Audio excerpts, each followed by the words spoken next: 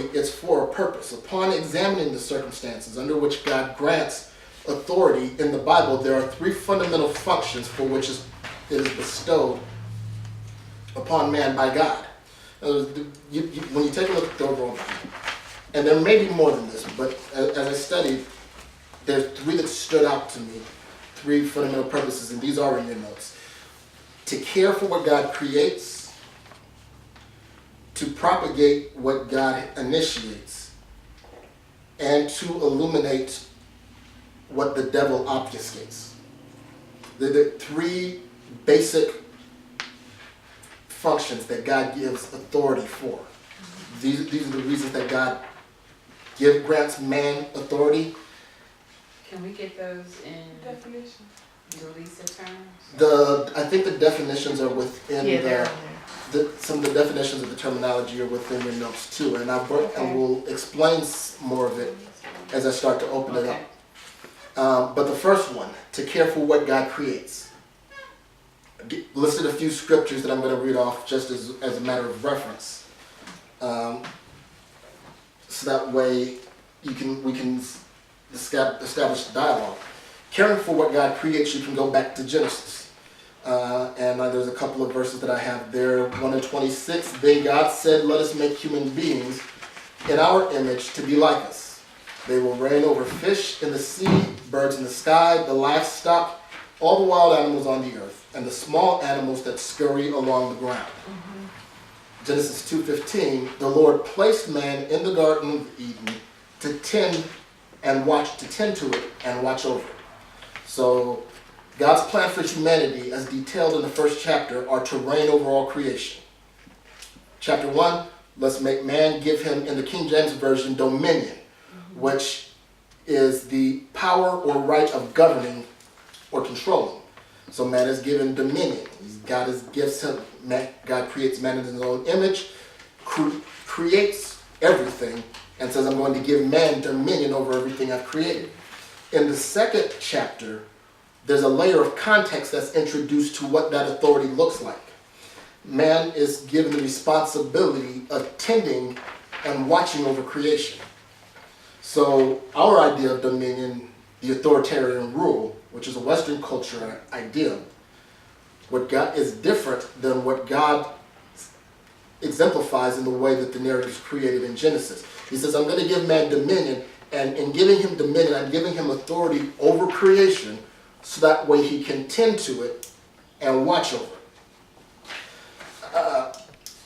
Contrasted with modern Western cultural ideals of authority, reigning, and dominion, the two narratives combined show that the function of this authority was to allow man to care for what God had created in his stead. This is a very early example of the intended partnership between God and man, where God creates and then tasks man, authorizing him to care for creation in his place. So we've talked about the covenant, God working in partnership with man. When you go back as early as Genesis, you see that God creates something, gives man authority, says, take care of it for me. So, legitimate spiritual authority is given to people to be able to care for what God has created. Is it okay to think of it as God qualifies you? Absolutely. Okay. Because he can't tell you to do something and then not give you the ability to do it. Right, okay.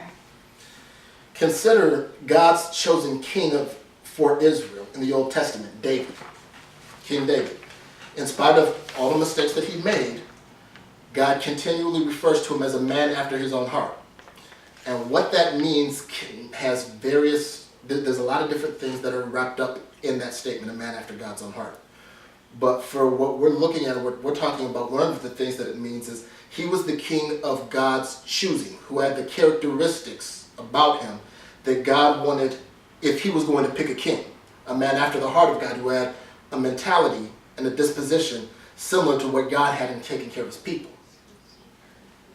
So, man after God's own heart. Also a man that God continually loved because David loved God and was crazy about God. But contrasted against Saul, who God just said, okay, y'all want a king, here's a king. David was, if I had to pick a king, if I had to have somebody rule in my stead or rule in a way that reflects me, David would be it. There's an illustration that's used sometimes by writers. If we lived in a kingdom, for example, with Japan. In Japan, there was a period of almost 2,000 years where the emperor never came out the palace. Emperor's in the palace. He sends somebody down to carry out instructions that he's handed out. And so as these instructions are being carried out and implemented, you get a sense of who the emperor is through the person who he puts over running different things. So God says, if I wanted to pick somebody to rule for me, it would be somebody of David's personality type or character.